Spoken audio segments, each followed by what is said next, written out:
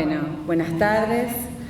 Gracias a Fede y todo el equipo que ha hecho posible este evento, a quienes han expuesto proyectos interesantísimos.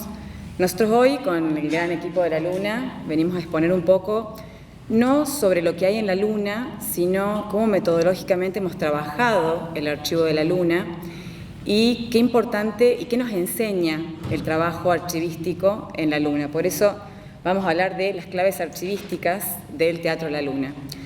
A modo de presentación, la Sala de Teatro de la Luna fue fundada en 1987 por Mónica Carbone y Graciela Albarenque.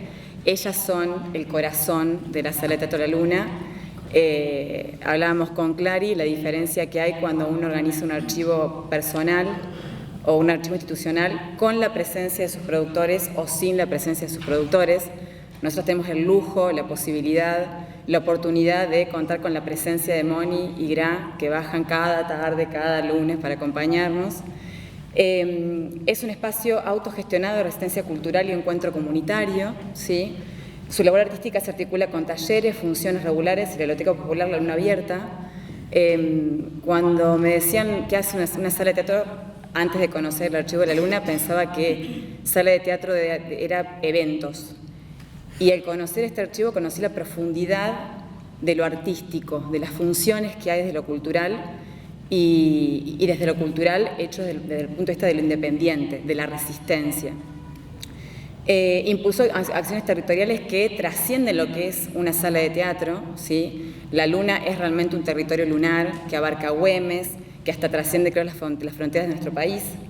Es una sala de teatro independiente que tiene el único archivo registrado en la ciudad de Córdoba.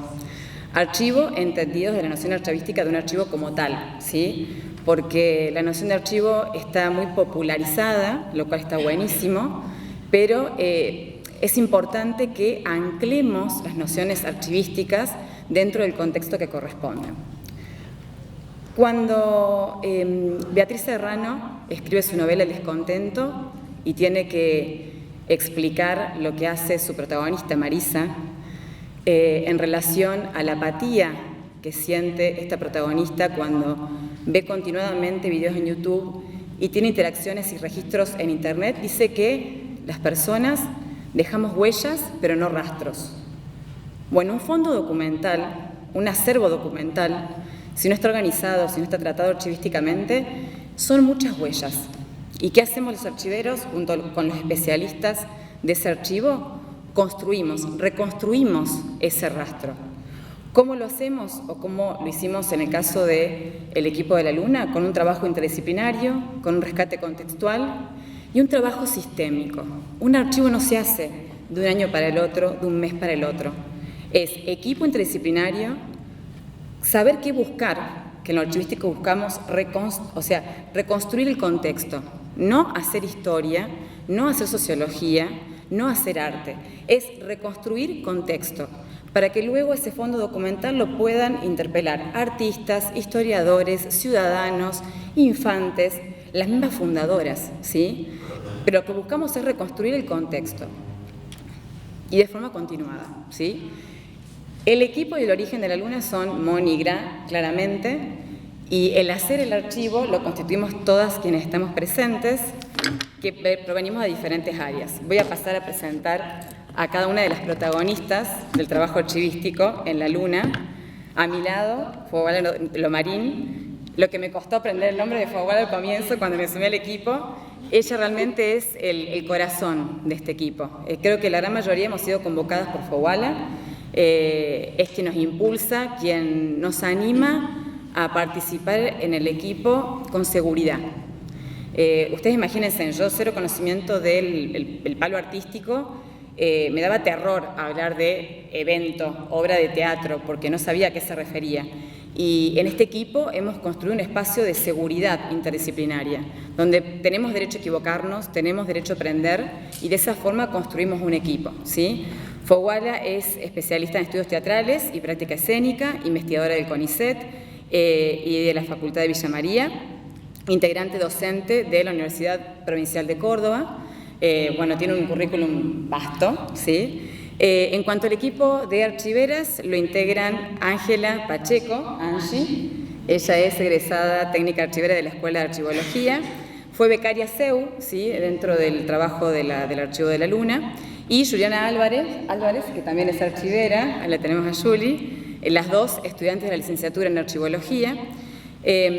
Por la parte docente, yo entro a este proyecto en realidad como cotitular de un proyecto de extensión junto a la profe doctora Leticia Pacena. Ella es profe de la Escuela de Letras, yo de la Escuela de Archivología, ambas de la Facultad de Filosofía y Humanidades. Como decía Roberto, la extensión está tomando un protagonismo sumamente ganado en el ámbito académico. Nuestra facultad durante los últimos 10 años ha sostenido una política extensionista que ha permitido que estos trabajos se lleven a la realidad, sean concretos, ¿sí? Uno puede tener muchas ideas, puede tener los documentos, pero necesita recursos, desde una caja donde guardar los documentos hasta insumos para dinero para pagar el trabajo archivístico. Vamos a decirlo como corresponde, ¿sí? Porque también hay un valor. Yo puedo tener el escáner, puedo tener la computadora, puedo tener la caja, pero ¿quién guarda los documentos en la caja? ¿Quién hace el protocolo para usar el escáner? ¿Sí? ¿Y quién instala los programas en la computadora y lo hace accesible? ¿Sí? El rescate del patrimonio no es con tecnología, es con trabajo, ¿sí? El equipo de especialistas de artistas lo conforman Poli Yurkina, acá Poli, acá. Ella pertenece al equipo de artes escénicas, becaria CECIT e integrante del equipo de escenas de igualdad. Rosario Villarreal, ella es licenciada en teatro, doctoranda en artes, egresada de la Universidad Nacional de Córdoba. Azul Liberali, del palo del teatro, ¿sí?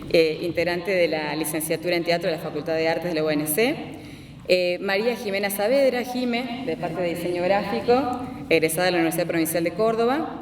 Vicky Bacayuso, acá, artista, actriz, egresada de la Facultad de Artes, integrante del equipo de Teatro de la Luna. Y nuestra diseñadora gráfica y especialista en digitalización, Fili, ella también egresada de la Universidad Provincial de Córdoba. Todas ellas, no me faltó mencionar ninguna. Clary, iba a hacer una mención aparte de Clary, porque Clary, bueno, ella se presentó con Albertín. No, Clary es directora del proyecto con el que ganamos el subsidio del Observatorio Social y Cultural de la Universidad Nacional de Córdoba, así que también es un motor muy importante para el equipo de la Luna. Y una integrante que está en Brasil, Flor Forchino, ¿sí?, especialista en audiovisual, egresada de la Universidad Provincial de Córdoba, cursante de la carrera de Archivología, yo creo que va a volver a la carrera de Archivología, con quien también integramos el equipo. Como verán, como decía también Clary en su ponencia, en su participación, participan muchas disciplinas, muchas personas que representan esas disciplinas. Como les decía, ¿cómo se hace el rescate contextual? Porque eso es lo que me interesa que destaquemos en esta ponencia, ¿sí? Sabemos que un archivo se hace a partir de la reconstrucción del contexto. ¿Cómo elaboramos ese contexto? ¿Cómo reconstruimos ese contexto? Cuando tenemos una bibliografía del campo archivístico que está anclada en archivos públicos, estatales, institucionales. Bueno, ¿cómo lo hicimos? Con gente formada en esa vieja escuela de archivología, yo formo parte de esa vieja archivística, en un contexto totalmente novedoso. Bueno, en primer lugar, es fundamental el registro de control preliminar. ¿Qué hay? ¿Cuánto se guarda? ¿Y cómo está conservado? Y fíjense en que en los casos previos, en todos los casos se hizo lo mismo, ese relevamiento somero por unidad de conservación, ya sea las 24 cajas de Herbert Liel, las cajas que fueron mirando de la escuela al teatro, del teatro a la sala, etcétera, en el caso del archivo del Teatro San Martín. Y una vez que tenemos ese relevamiento, con un conocimiento de la tipología documental, vamos a la elaboración del cuadro de clasificación, ¿sí? Como bien también lo mostraba Fede en el caso de su archivo personal, el cuadro de clasificación lo que hace es sistematizar esa identificación, ¿sí?, puntualizar cuál es el material de archivo, ¿sí?, y plantear una jerarquía documental, que no solo nos va a servir para organizar el fondo documental como tal, sino también para organizar el trabajo que tenemos que llevar a cabo, ¿sí? ¿Qué secciones documentales son las que admiten acceso abierto? ¿Qué secciones documentales son abiertas? ¿Qué series documentales son cerradas? Esas respuestas me las tiene que dar un cuadro de clasificación. Luego aspiramos a lo que es una descripción normalizada, que eso es una novedad en el campo archivístico, la aplicación de las ISAT-G como norma descriptiva normalizada por referencia es una novedad. Durante muchos años se ha hecho un valioso trabajo archivístico describiendo a partir de las tipologías documentales, de los caracteres internos del documento, y eso es muy valioso, pero hoy día la descripción tiene que apuntar siempre a lo normalizado, porque sabemos que el acceso es en un entorno digital, y en lo digital prima lo que está normalizado. Entonces, los campos descriptivos son dados a partir de normas universales, pero el vocabulario no tiene que ser genérico. El contenido de esa descripción tiene que reflejar la riqueza de ese fondo documental. Normalizo con la descripción archivística, con la aplicación de normas, desde las ISAD-G hasta las actuales RIC, Record in Context, pero el contenido no tiene que ser estándar, no puede ser enlatado, ¿sí? Yo no puedo aplicar un tesauro de vocabulario jurídico al acervo documental de una sala de teatro. Tengo que construir ese vocabulario específico, pero sí tiene que ser un vocabulario acordado. Donde se vuelca, como se vuelca la información de todo el fondo documental en un cuadro de clasificación, toda la información descriptiva con campos normalizados y el contenido específico en una base de datos, ¿sí? Hoy día ya no podemos pensar en describir en un documento Word, ¿sí? O quedarnos con la descripción en papel. Se tiene que pensar en bases de datos, desde lo que es una hoja de cálculo hasta una base de datos levantada en Oracle, ¿sí? Es la única forma en que podemos sistematizar y sacarle máximo provecho al trabajo archivístico. En el caso de la Luna, el registro del control preliminar lo hicieron principalmente Angie con todo el equipo artístico. Clary en esa época. Clary también, bueno, no es casualidad que en las fotos aparezcan Clary, Fuá, Poli, Vicky. Acá quiero hacer una especial mención al registro audiovisual que tenemos en la Luna, en gran parte gracias a Vicky, que siempre va con su buena onda y su cámara y registra todo. Y acá vemos algunos ejemplos del tipo de registro que se hace cuando uno releva documentación. No hace falta, como bien lo explicó el caso de Herbert Lidell, hacer un registro pormenorizado de cada pieza documental. Si no, es una labor titánica, vamos a demorar meses, años, y no vamos a tener ninguna estructura. Primero vamos a los someros. Los someros en los archivísticos es unidad de conservación. Caja de frutilla, mochila, valija, ¿qué es lo que hay someramente? ¿Sí? Como para tener una primera aproximación, ¿sí? Entonces, unidades de conservación, somero, tipologías documentales, cantidad y el estado en que está esa documentación. Si hay documentación que está en riesgo por hongos, por daño, priorizo esa documentación. Y luego sí llegamos al cuadro de clasificación. Y me gusta mostrar estas dos imágenes, ¿sí? Porque en la primera imagen, en el primer pizarrón, tenemos el registro somero. Es un trabajo lineal, controlado, por número, con un detalle que se refiere a la unidad de conservación. Y en el segundo pizarrón ya vemos una estructura, ¿sí? No es un trabajo lineal, hay jerarquías, hay relaciones, ¿sí? En el caso de un archivo tradicional, esas relaciones, ¿cómo la construyo? Trabajando interdisciplinariamente y con un estatuto, con un organigrama. ¿Qué pasa cuando estoy en un acervo documental de un archivo personal o, en este caso, de una sala de Teatro de la Luna, en el cual no tenemos ni siquiera antecedentes casuísticos para aplicar un cuadro semejante en este acervo documental? Bueno, acá fue clave el diálogo continuo y sostenido con Moni y Gra, ¿sí? Este cuadro no lo construimos a partir de un organigrama o de un estatuto, lo construimos a partir de la oralidad, ¿sí? La oralidad cruzada con el registro preliminar y la interdisciplinariedad trabajada en conjunto, ¿sí? Realmente este cuadro de clasificación fue un cuadro dialogado. ¿Es un cuadro de clasificación que no tiene jerarquías, que no tiene codificación? Sí, las tiene. El tema es cómo construyo esas jerarquías, ¿sí? ¿Cómo construyo esa codificación? Volvemos a lo que decíamos antes. Campos descriptivos normalizados, pero un contenido único, enriquecido. En el cuadro de clasificación es lo mismo. No tenemos que inventar un nuevo principio de procedencia. No tenemos que inventar una nueva clasificación.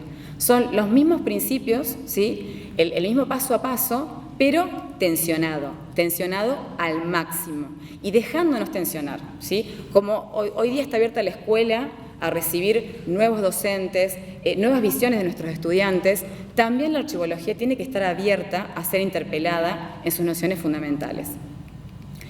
De ese registro más esquemático del pizarrón pasamos a lo que es una hoja de cálculo, un Excel, ¿sí? Es fundamental la codificación. Estuvo muy bueno el ejemplo de Fede porque a partir de la codificación de un cuadro de clasificación podemos poner la denominación a un documento digital, podemos pensar en seleccionar a partir del código qué voy a subir en un acceso abierto, qué tiene que estar restringido, todo a partir de un código. En nuestro caso, en la Luna, fuimos un poco subversivas, sí, porque no aplicamos normas internacionales en lo que es la codificación, ¿sí? La codificación fue pautada internamente reflejando la riqueza de ese cuadro de clasificación, ¿sí? Y estimo que no va a ser ningún impedimento para que luego hagamos una descripción normalizada, ¿sí? De hecho, creo que la va a ser más enriquecedora. Y este es el resultado del cuadro de clasificación, que en el caso de la Luna no solamente jerarquiza y organiza el fondo documental, sino que nos organiza el trabajo archivístico. Nosotros, en un archivo que está consolidado humanamente, pero muy dependiente de la beca, el subsidio, los tiempos, la vida que nos atraviesa, construido gracias a la generosidad de Moni y Gra todos los lunes, continuamente, yendo todas las semanas, tenemos que tomar decisiones, no podemos decir, bueno, vamos a describir todo analíticamente, hay que decidir en qué nos vamos a enfocar. Si no tuviéramos este cuadro de clasificación, si nos redujéramos solamente a, no sé, trabajar analíticamente la documentación abierta en las primeras 5 cajas, tendríamos un trabajo archivístico sesgado, un trabajo archivístico totalmente reducido.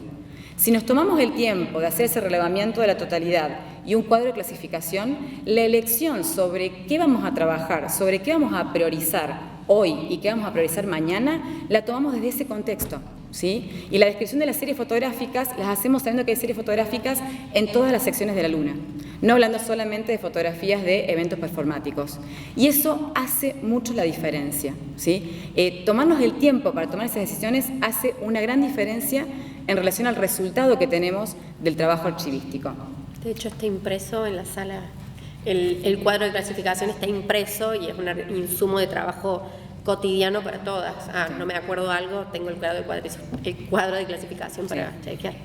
Y fíjense en que en el cuadro que tenemos impreso en la sala todavía no está la codificación, ¿sí? Que es como la parte más compleja, pero ya solo el equipo está surgiendo la necesidad de que pongamos la codificación, porque ya estamos entrando en la etapa de la descripción analítica y de la digitalización analítica, en la que no es necesario, en la que sí nos es necesario vincular la clasificación con la descripción con la digitalización con el archivo oral que pretendemos producir a partir del archivo. Pero toda esa vinculación tiene que surgir a partir del contexto, no puede surgir a partir de una temática, si no, no sería una vinculación archivística, ¿sí? Entonces, el relevamiento del cuadro de clasificación nos permite reconstruir ese contexto a partir de una visión global del total, ¿sí? Y el cuadro de clasificación fue puesto a prueba y hasta ahora sobrevive con la realidad de que nosotros hicimos ese relevamiento somero, construimos el cuadro de clasificación, pero actualmente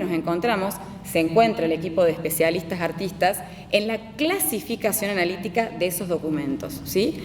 Acondicionar cada documento, instalarlo y guardar esos documentos de su guardado original, una caja de frutilla, la valija de la Gra, una caja de cartón, un carrito de plástico de supermercado. Bueno, de ese guardado original al guardado definitivo. ¿Cuál es el guardado definitivo? La caja que tiene la clasificación correspondiente al cuadro de clasificación, ¿sí? Eso es una tarea mecánica que tenemos que hacerla documento por documento y es una puesta a prueba del cuadro de clasificación.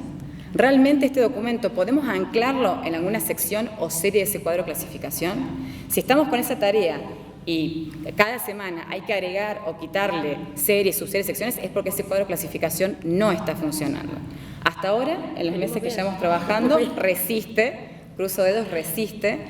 Otra cuestión también a resaltar, en el cuadro de clasificación contemplamos la serie Recortes Periodísticos, que las archiveras del teatro decían que a veces es un poco denostado por los archiveros, por las archiveras. He tenido la fortuna de trabajar en equipos de investigación sobre archivos personales, dirigidos por la doctora Jacqueline Basalo, y a partir del trabajo en los archivos personales aprendimos a tensionar esa cuestión y a entender que los recortes periodísticos hacen a una serie documental, se puede conformar una serie documental. Pero en el caso de la Luna tenemos las dos cosas, la serie documental, recortes de diarios, y también una colección, lo que la Luna guarda, en la que están los ejemplares, que sería la colección de hemeroteca, digamos, de la Luna, el ejemplar completo, ¿sí? Tomamos como que el recorte puntual, y ahí estamos trabajando internamente qué recorte puntual y cómo se organiza, hace la serie documental. Entonces, con el cuadro de clasificación en marcha, yo puedo en simultáneo clasificar documentos, ¿sí? Y de lo que ya tengo clasificado, pensar en una descripción por jerarquías documentales. Y fíjense en que en un archivo las decisiones se toman a partir de grupos documentales. Yo no puedo decidir describir una sección documental porque hay un documento que me interesa. Yo tengo que ver la valía de toda esa agrupación documental, ¿sí? Si tiene un valor en particular el subfondo de eventos performáticos, bueno, dentro de eventos performáticos apunto a tal serie sabiendo que esa serie arrastra el rastro, valga la redundancia, de esos eventos performáticos. Eso es hablar de contexto. Eso lo entienden quienes son del palo de artes escénicas, diseñadoras gráficas, monis, sociólogas, archiveras que han llegado, porque se habla del contexto, ¿sí? Después la interpretación que hacemos, las etiquetas que añadimos a esa base de datos, sí son específicas, ¿sí? En esa descripción por jerarquía documentales se profundiza en el contexto característico de las funciones y actividades que dan lugar a las jerarquías documentales. Bueno, el proceso de clasificación y descripción es arduo, porque es ir documento por documento. En este caso también contar con Moni y Gra, que tienen una memoria privilegiada y un conocimiento y una vinculación. Es impresionante cómo Moni y Gra hablan con el mismo afecto de un vecino que aparece pequeño en la foto y hoy día es adulto, X del barrio, como de un reconocido artista que hoy día tiene espacio a nivel internacional. Es impresionante la generosidad y el espacio que han dado en la Luna a todos los actores sociales. Entonces, ¿cuál es el aporte de la archivología clásica que no debemos obviar, que debemos mantener? Bueno, la organización de los acervos documentales garantizando el valor evidencial, ¿sí? ¿Qué es valor evidencial en la archivística? Contexto, ¿sí? Un archivo no es una colección de publicaciones descritas en forma analítica. ¿Dónde está el contexto? ¿Dónde está la jerarquía? ¿Dónde está la profundidad? ¿Dónde está el entro y salgo de diferentes formas en ese lugar? No, eso no es archivo, ¿sí? Entonces, ¿cómo construyo ese valor evidencial? Aplicando principio de procedencia en la clasificación y manteniendo el orden original en cada una de las secciones que hacen a ese cuadro de clasificación. Ahora, ¿esto alcanza para que la archivología no sea una ciencia muerta en el siglo XXI? Para explicar por qué el futuro del patrimonio es tecnología, es trabajo archivístico, trabajo interdisciplinario y no tecnología. No alcanza, ¿sí? Hay que hacer un aporte más, ¿sí? Que desde la teoría archivística lo tenemos desde lo que es lo que se denomina la archivística integral, ¿sí? Esa organización, ese cuadro de clasificación, esa descripción no queda en el archivo. No espero que venga él o la usuaria a interrogar al archivo, ¿sí? No me quedo pasiva, no. Lo que hago es pensar en un abordaje interactivo y dinámico que permita que ese contexto reconstruido sea una identidad contextual de producción, que es un requisito clave para pensar en un acceso pleno a la información en entornos digitales. El acceso hoy día a la documentación es digital, ya no es más en papel. ¿Eso implica que se va a reemplazar el papel? Personalmente creo que no, pero sí implica que cuando pienso en acceso tengo que pensar en ambos dos. Tengo que pensar en el soporte original, sea en papel o digital, y en el acceso remoto que yo puedo dar a ese documento. Y el hecho de que sea un acceso digital sí implica que tiene que ser un acceso activo.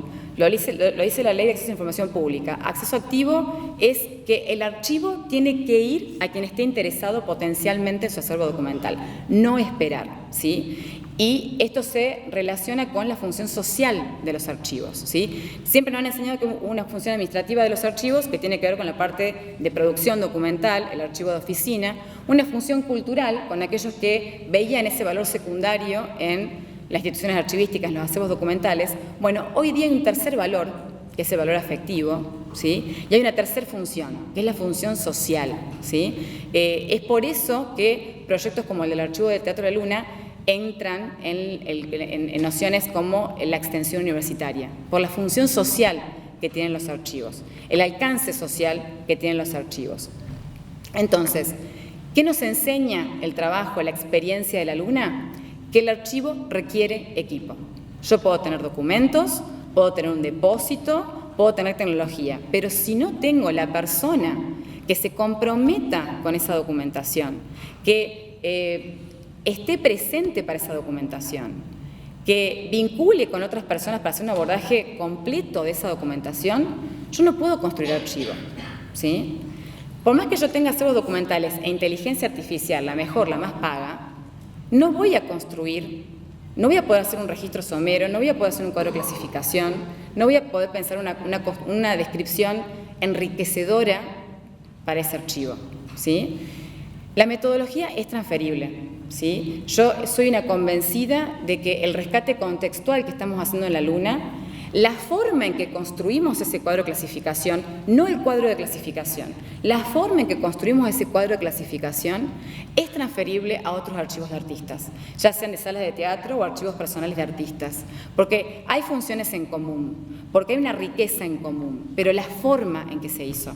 Una cosa es pensar en transferir metodología y otra cosa es trasplantar soluciones mágicas. Este Kipasa no se construyó a partir de una pócima mágica, se fue justamente construyendo y se sigue construyendo paso a paso. Y me encanta como archivera poder estar presente para presentarle a mis estudiantes este tipo de archivística, que no es la archivística que me enseñaron, ni tenía que ser porque la que me enseñaron a mí, pero es la que nosotros estamos obligadas a enseñar y a reaprender, porque el camino es por acá, claramente, sin obviar y sin pisar o desmerecer el trabajo archivístico clásico. Al contrario, el trabajo archivístico clásico es clave. El tema es qué hacemos con ese trabajo archivístico. Yo estoy segura que hay un montón de archivos con catálogos en papel, inventarios, descripciones analíticas que están ahí, esperando el sueño de los justos, y si lo digitalizáramos, lo sistematizáramos y lo subiéramos, sería súper rico. Pero eso hay que hacerlo a partir de un equipo, ¿sí? Y pensar en transferir metodología, no copiar y pegar una solución mágica. Y finalmente lo que nos enseña la Luna es que el acceso activa la memoria. Archivar no es solo conservar, es garantizar que la cultura pueda ser interpretada, circulada y proyectada socialmente. El archivo de la Luna, si hubiera sido tratado solamente por archiveros y archiveras, se hubiera enfocado solamente en hacer estos 4 pasos, en relevar, clasificar, describir, organizar. Y si hubiera sido tratado solo por investigadores de las artes escénicas, hubiera sido romper la procedencia original, romper los guardados originales, romper los afectos y las relaciones entre los documentos, y eso pudimos aprender, ¿no? Y en conjunto, lo que hacemos periódicamente y con mucha felicidad es activar el archivo. Yo siempre había leído de que se activaban archivos en Madrid, lo mencionaba Heredia Herrera en la Diputación de Sevilla. Bueno, yo pude formar parte de una activación de un archivo, ¿sí? Un montón de activaciones. De un montón de activaciones de archivo de todo tipo y clase. Y eso es fundamental. Es algo que tiene que estar. O sea, además les diría, un archivo funciona cuando es activado.